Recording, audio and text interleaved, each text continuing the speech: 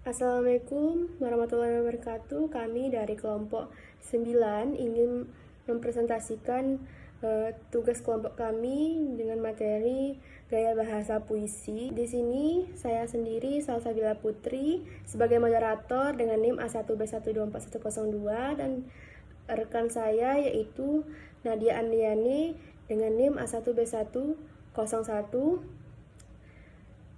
Selanjutnya, saya akan menjelaskan tentang gaya bahasa dalam puisi. Gaya bahasa dalam puisi seringkali digunakan penyair untuk membuat karyanya lebih indah. Pilihan kata yang digunakan dalam puisi bebas menentukan puisi yang terdapat nilai estetikanya. Gaya bahasa menjadi sangat penting untuk memperoleh aspek keindahan secara maksimal yang ada pada puisi lama dan puisi baru. Gaya bahasa berkaitan dengan masalah penulisan, penyajian, komposisi, struktur penceritaan, termasuk penampilan huruf pada suatu puisi. Gaya bahasa juga mampu membentuk tulisan dalam puisi secara keseluruhan menjadi puisi yang mudah dianalisis pembaca. Macam-macam gaya bahasa yang selama ini digunakan pada puisi sangatlah beraneka ragam. Tidak ada aturan baku yang mengelompokkan macam-macam gaya bahasa tersebut karena sangat luas jenisnya. Seperti jenis-jenis majas yang sering kita lihat dalam karya sastra lainnya, juga termasuk dalam puisi, novel, dan juga cerpen. Terdapat macam-macam gaya bahasa yang sering muncul dalam puisi. Yang pertama, gaya bahasa perbandingan. Gaya bahasa perbandingan dalam puisi sering digunakan untuk membandingkan benda mati sebagai benda hidup. Gaya bahasa perbandingan yang sering muncul dalam puisi yaitu simile, metafora, personifikasi, dan majas. Misalnya, senyummu menghangatkan hatiku. Yang kedua, gaya bahasa pertentangan. Gaya bahasa pertentangan dalam puisi sering digunakan untuk menekankan suatu makna agar lebih terasa maknanya, meskipun terkadang terlalu bersifat melebihkan atau merendahkan sesuatu hal. Gaya bahasa pertentangan yang sering muncul dalam puisi yaitu hiperbola, litotes, dan ironi.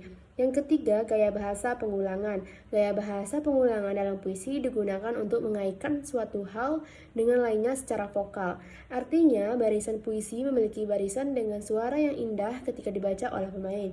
Gaya bahasa pengulangan dalam puisi sering dijumpai yaitu asonasi dan bisa dilihat pada contoh majas aliterasi dalam puisi. Di sini saya akan menjelaskan beberapa gaya bahasa yang sering digunakan dalam puisi. Yang pertama ada personifikasi, gaya bahasa yang membuat suatu benda mati bertingkah seperti manusia. Contohnya, pucuk-pucuk teh yang menggeliat.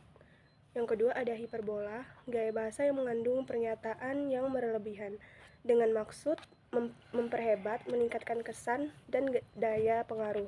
Contoh, pekik merdeka berkumandang di angkasa.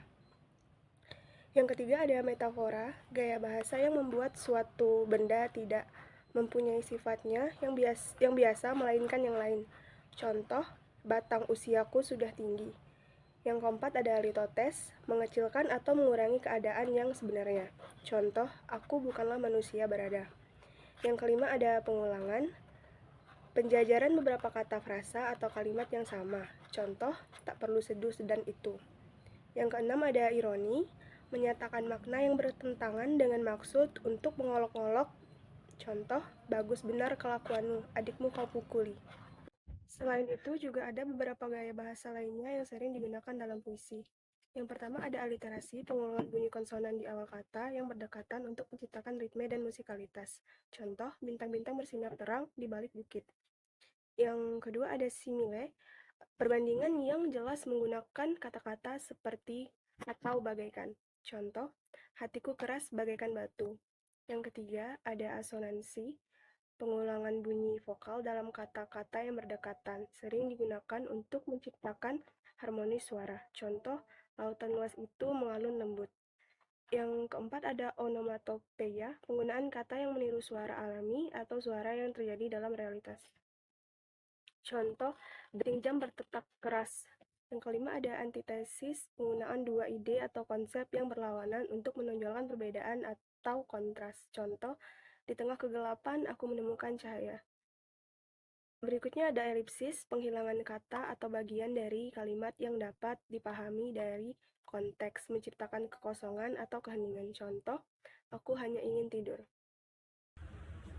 Baik, selanjutnya kesimpulan, gaya bahasa adalah Aspek penting dalam memperoleh keindahan gaya bahasa berkaitan dengan masalah penulisan, penyajian, komposisi, struktur, penceritaan, termasuk penampilan huruf pada suatu puisi. Beberapa gaya bahasa meliputi personifikasi, metafora, pengulangan, hiperbola, litotes, dan ironi. Sekian presentasi dari kelompok kami. Jika terdapat kesalahan, kami ucapkan mohon maaf. Jika kepada teman-teman yang ingin bertanya, silakan tanyakan kepada kolom komentar. Sekian dari kami. Assalamualaikum warahmatullahi wabarakatuh.